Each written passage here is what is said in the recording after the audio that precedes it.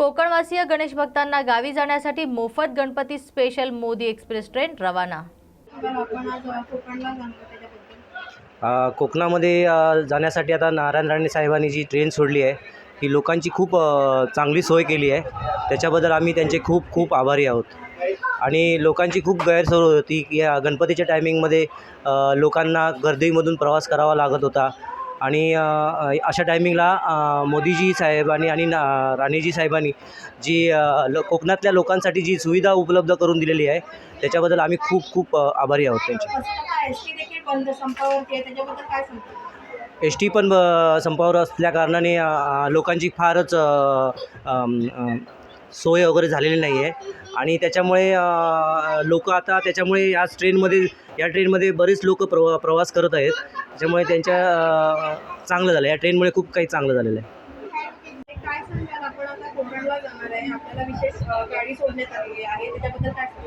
हे खरं माझं सलग दुसरं वर्ष आहे की राणेसाहेबांच्या गाडीतून मी जात आहे।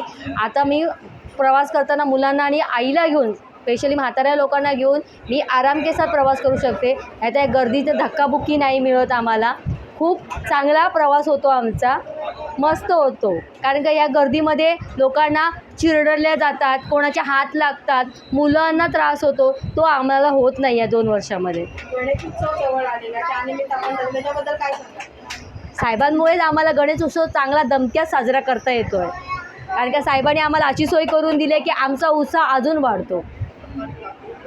मी दीपाली महेश राणे देवगड इथे राहणारी आहे। आज 4 ऑगस्ट 2024 रोजी आमदार नितेश राणे साहेब यांनी जी काही रेल्वे सुविधा उपलब्ध करून दिलेली आहे याचा खूप साऱ्या कोकणवासियांना मोठ्या प्रमाणात फायदा झालेला आहे।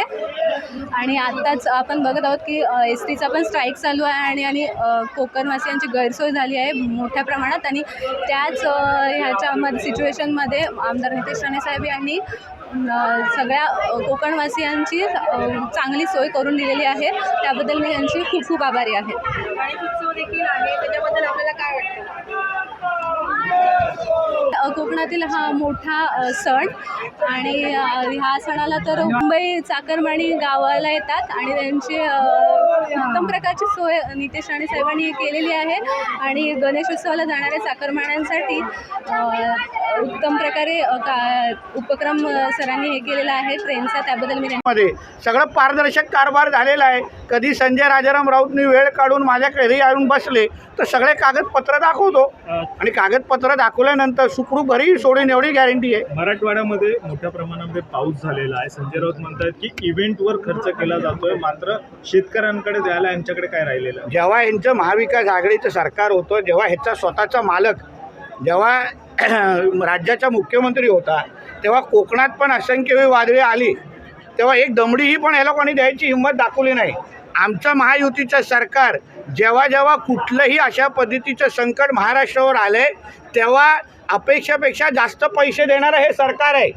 म्हणून आणि त्या पैशामध्ये कुठली चोरी करण्याची पण हिंमत जशी हे लोकांनी करोनामध्ये केली तसे आमचे कोणी करत नाही। म्हणून संजय राजाराम राऊतला सांगीन, तुला जेवढं कळतं तेवढं थोबाड उघड, हे तुझ्या हिताच आहे। तुमच्या विरोधात हाजी हरापत शेख जे आहेत कुर्ल्यामध्ये त्यांनी पोस्टर लावलेले आहेत आणि अगदी खालच्या भाषेत त्यांनी म्हटलेलं आहे, त्यांनी म्हटलं की हिंमत असेल तर समोर या। असं आहे ना, ह्या गोष्टीची दखल आमचे प्रदेश अध्यक्ष आणि मुंबई अध्यक्ष घेतील, त्याबद्दल मला बोलण्याची काही गरज नाही। त्यांना प्रदेश अध्यक्षांना ह्या विषय हाताळण्याचा पूर्ण अधिकार आहे। पण संघाने एक प्रकारे तुमच्यावर जबाबदारी जी टाकली की हिंदुत्वात कुठलंही कॉम्प्रोमाइज नाही, तुमच्या सगळ्या ठिकाणी प्रतिसाद चांगला येत असताना पक्षातल्याच अशाही लोकांनी भूमिका घेणं हे कितपत योग्य वाटते? माझं काम आहे हिंदुत्वाची बाजू लावून धरणं, जे चुकीचं आहे ते चुकीचं म्हणणं। आम्ही कोणावरही पहिला अंगावर चालून गेलेलो नाही, जे अंगावर आले त्याला आम्ही उत्तर दिलेलं आहे। आता त्याबद्दल अगर आमच्या पक्षातले माझे काही सहकाऱ्यांचं वेगळं मत असेल तर आमचे प्रदेश अध्यक्ष आणि वरिष्ठ पातळीचे लोक बघून घेतील। ते डिपार्टमेंट माझं नाही, माझं डिपार्टमेंट आहे हिंदुत्व आणि हिंदू समाजाचं संरक्षण करणं, ती जबाबदारी माझ्यावर आहे। आणि मी माझ्या पद्धतीने कुठल्याही पक्षाचा कार्यकर्ता होण्याच्या अगोदर मी पण स्वतः एक हिंदू आहे आणि म्हणून मी ती माझी भूमिका राबवतोय। नगरनंतर भिवंडीत सुद्धा तुमच्या विरोधात गुन्हा दाखल जो आहे झालेला, शेवटी बघा, मी गुन्हे दाखल होतील या भीतीने माझं हिंदू समाजाच्या बाजू घ्यायला बंद करणार आहे का, ते तर काय होणार नाही. जे आमच्या अंगावर चालून येतील त्यांच्या विरोधात मी बोलणारच. म्हणून ह्यांना कुठेही कितीही गुन्हे दाखल करून दे, मी माझ्या धर्मासाठी जेवढा आवाज उचलायचा आहे, जेवढा आक्रमक व्हायचं आहे, मी आक्रमक ह्या पुढेही होणार. शरद पवारांनी एक वक्तव्य केलेलं आहे की संख्याबळ जे आहे ते महत्त्वाचं असणार आहे मुख्यमंत्री पदासाठी. तेव्हाच जे आहे ते ठरेल कुठल्या पक्षाचा मुख्यमंत्री असेल. उद्धव ठाकरे वारंवार म्हणतात की जाहीर करायचे परवा पवारांनी म्हणजे उद्धव ठाकरेची लायकी दाखवून दिलेली आहे अप्रत्यक्षपणे. उद्धव ठाकरे जे दिल्लीला गेले म्हणजे नुसतं मुजरा करायचा राहिलेला, बाकी सगळे कार्यक्रम करून आलेले होते मुख्यमंत्री पदासाठी. आता पण ज्या आरती पवार साहेबांचे सारखे ज्येष्ठ महाविकास आघाडीच्या नेतृत्वाने अगर अशी भूमिका घेतली तर उद्धव ठाकरेचं दुकान मुख्यमंत्री संदर्भात कायमस्वरूपी बंद झालेलं आहे. सर, बलात्काराचा आरोप असणाऱ्याला काल पक्षप्रवेश देण्यात आलेला आहे मातोश्रीवर. त्यावर कुठेतरी आता उबाटा गटात नाराजी झाली. शेवटी उद्धव ठाकरेंच्या त्या उभाट्यामध्ये अशाच पद्धतीचे लोक आज भरभरून भरलेले आहेत. स्वतःचा मुलगा जो त्याच्याबरोबर राहतो त्याच्यावर बलात्काराचा आणि सामूहिक बलात्काराचा दिशा साल्यांचा आरोप आहे. ज्याच्याबरोबर तो काल शिवबंधन बांधून घेत होते उद्धव ठाकरे, त्या संजय राजाराम राऊतवर डॉक्टर स्वप्ना पाटकरने हल्लीच आरोप केलेले आहेत. म्हणजे आता तुम्हाला उभाटामध्ये अगर प्रवेश करायचा असेल तर तुमच्या बायोडेटावर तुम्हाला उल्लेख करायला लागेल किती महिलांचा आम्ही अत्याचार केलेला आहे, किती बलात्कार केसमध्ये आमचं नाव आहे. जेवढे जास्त केस आहे तेवढा लवकर प्रवेश, हे आता क्वालिफिकेशन उभाटाचं तयार झालेलं आहे. एसटीचं आंदोलन आहे, कोकणात जाणारे सगळे चाकरमाने आहेत, त्यामुळे मी कालपासून त्या आंदोलनावर आम्ही नजर ठेवून आहे. माननीय मुख्यमंत्री आणि आमचे उपमुख्यमंत्री देवेंद्र फडणवीस साहेब आणि दुसरे उपमुख्यमंत्री या सगळ्या घटनेवर बारकाईने लक्ष आज त्याच्याबद्दल बैठकी आहेत. आमचे गोपीचंद पडळकर असतो, आमचे सदाभाऊ खोत असो, हे सगळ्या जणांनी एस टी कामगारांची बाजू लावून धरलेली आहे. मला विश्वास आहे येणाऱ्या काही तासामध्ये दिवसांमध्ये एस टी कर्मचाऱ्यांच्या मनाप्रमाणे गोड बातमी येईल आणि त्यांनाही गणपती बाप्पा मोरया बोलण्याची संधी भेटेल. एक बातमी समोर आलेली आहे की भाजपचा मुख्यमंत्री व्हावा यासाठी संघाने आता नवनवीन रणनीती जी आहे ती आखलेली आहे आणि तसे प्रयत्न जे आहे ते संघ मैदानात उतरले आहे. शेवटी बघा, ही वरिष्ठ पातळीची रणनीती आहे. तुम्ही एका छोट्या कार्यकर्त्याला तो प्रश्न विचारू नये असं माझं मत आहे. गेली 12 वर्ष पहिल्या बसेसच्या माध्यमातून आणि आता ट्रेनच्या माध्यमातून मोदी एक्सप्रेस या नावाने आम्ही कोकणवासियांना सुखरूप गणेश चतुर्थीच्या साठी गावाकडे पाठवण्याची ही सेवा देतो आहे. भारतीय जनता पक्षाच्या माझे सगळेच सहकारी आम्ही एकत्र येऊन आमचे कोकणवासियांसाठी गणेश चतुर्थी हा सर्वात मोठा सण आहे.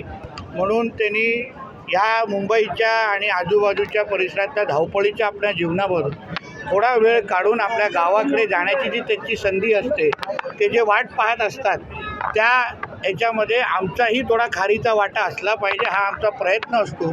म्हणून या मोदी एक्सप्रेसच्या नावाने आम्ही मोठ्या संख्येने कणकवली विधानसभेचे आमचे बहुतेक जे नागरिक आहेत त्यांना ह्या मोदी एक्सप्रेसच्या मधून बसून सुखरूप नाचत गाचत आम्ही गावाकडे पाठवू. आगामी विधानसभेमध्ये ही एक्सप्रेस सुसाट धावलेली पाहायला मिळेल का? लोकसभेमध्ये तुम्हाला भारतीय जनता पक्ष आणि महायुतीची एक्सप्रेस सुसाटच दिसली. पालघरपासून ते सिंधुदुर्गापर्यंत सगळीकडेच महायुतीच्याच विचाराचे खासदार तुम्हाला निवडून आलेले दिसले. कोकणवासियांनी भारतीय जनता पक्षाला भरभरून प्रतिसाद दिला, मताच्या रूपाने आशीर्वाद दिला आणि असं तेच प्रतिबिंब किंवा दुप्पट एक खासदारापेक्षाही दुप्पट आमदार आता तुम्हाला येणाऱ्या विधानसभेला महायुतीचे मिळताना दिसतील.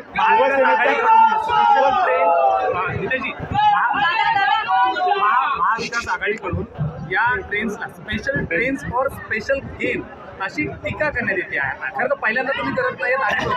माझं म्हणणं आहे, आमचे विरोधक किंवा महाविकास आघाडीचे जे आमचे विरोधक आहेत, भारतीय जनता पक्ष अगर 5 ट्रेन सोडत असेल तर त्यांनी 6 तरी सोडावेत. सकारात्मक स्पर्धा आमच्याबरोबर करावी.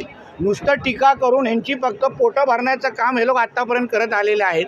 पण रस्त्यावर उतरून कोकणवासियांची आणि महाराष्ट्राची सेवा फक्त भारतीय जनता पक्ष आणि महायुतीचेच घटक पक्ष आमचे करतायत. म्हणून ह्या महाविकास आघाडीच्या आमच्या नेते मंडळींना पक्षांना सांगेन, जनाची नाही मनाची असेल तर आम्ही ज्या पद्धतीने कोकणवासियांची सेवा करतोय ते करण्याचा प्रयत्न करा. आम्ही तुमचंही कौतुक करू.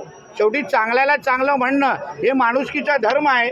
पण आजकाल महाविकास आघाडीच्या लोक टीका सोडून आणि घाणेरडं राजकारण सोडून ज्यांनी छत्रपती शिवरायांना सोडला नाही तर मग आम्ही तर फार लहान आहोत. नाना पटोले आता काही वेळापूर्वी असं बोलले ठाकरेंचा बालेकिल्ला म्हणून आहे ते कोकणाकडे वारंवार बघितलं जात होतं आणि अशी देखील एक चर्चा केली जात होती. हो, बालेकिल्ला म्हणजे जिथे एकही खासदार नाही, जिथे एकही आमदार नाही, तो ठाकरेंचा बालेकिल्ला. जिथे ठाकरेंना 2-2 तास बिळात लपून मग पोलिसांच्या घराण्यामध्ये बाहेर काढायला लागतं, त्याचा अगर तुम्ही बालेकिल्ला असं विश्लेषण करत असेल तर बालेकिल्ला ह्या शब्दाचं संशोधन झालं पाहिजे असं मताचं मी आहे. नाना पटोले काही वेळापूर्वी असं बोलले की नितेश राणे वारंवार म्हणतात की सागरवर माझा बॉस बसतो, तर पोलीस महासंचालक यांचं नातं काय, म्हणजे अशा पद्धतीने टीका केली. मी स्पष्ट तरी बोलतो काय माझा बॉस सागर बंगल्यावर बसतो, पण महाविकास आघाडीचे कित्येक लोकांचे बॉस कुठे बसतात हे आतापर्यंत शोधण्याची वेळ आलेली आहे. उदाहरण आमचे जुने मित्र संजय राजाराम राऊत, त्यांचा नेमका बॉस कुठे बसतो हा एक मोठा प्रश्न आहे. नाना पटोलेंचा पण जुना बॉस हा सागर बंगल्यावरच होता, आज 10 जनपदवर आहे. परत कधी सागर बंगल्यावर त्यांचा बॉस येईल हे सांगता येत नाही, म्हणून त्यासाठी विधानसभेची वाट पाहावी. संजय राऊत असे म्हणतात की सरकार कुठेतरी वायफळ खर्च जो आहे तो सध्या करत आहे. जी छत्रपती शिवाजी महाराजांचा पुतळा बनवण्यासाठी 15 कोटी खर्च करणं गरजेचं होतं, तर 15 लाख. आता संजय राजाराम राऊतला आकडे आणि ह्या पद्धतीच्या भ्रष्टाचाराची भाषा जास्त समजते. ज्यांनी साधी खिचडी सोडली नाही, ज्यांनी साधी करोनाच्या काळात औषधं सोडली नाहीत, त्यांना अशा पद्धतीचा भ्रष्टाचार सगळीकडेच दिसणार. कारण का आजूबाजूला म्हणजे मांडीला मांडी लावणारे म्हणजे काँग्रेसवाले असतील, तुतारीवाले असतील किंवा मशालवाले असतील, सगळे भ्रष्टाचारामध्ये PhD केलेले सगळे लोक आहेत, म्हणून त्यांना काय नवळ आजूबाजूला दिसणार नाही. जेवढा खर्च अपेक्षित होता तेवढा सगळा व्यवस्थित खर्च झालेला आहे. आमच्या PWD खातं असेल किंवा नेव्हीमध्ये सगळं पारदर्शक कारभार झालेला आहे. कधी संजय राजाराम राऊतनी वेळ काढून माझ्या घरी आणून बसले तर सगळे कागदपत्र दाखवतो आणि कागदपत्र दाखवल्यानंतर सुखरूप घरी सोडून एवढी गॅरंटी आहे. मराठवाड्यामध्ये मोठ्या प्रमाणामध्ये पाऊस झालेला आहे. संजय राऊत म्हणतात की इव्हेंटवर खर्च केला जातोय, मात्र शेतकऱ्यांकडे द्यायला शकले नव्हते, कारण का ह्यांच्या सरकारमध्ये शक्ती कपूर खूप भरलेले, तेव्हा भरभरून शक्ती कपूर आणि गुलशन ग्रोवर भरलेले. आता लवकरच शक्ती कायदा जेव्हा आणण्यात येईल ना, सर्वात पहिली अटक ही आदित्य ठाकरे आणि भांडूपच्या देवानंदची होईल. थँक्यू.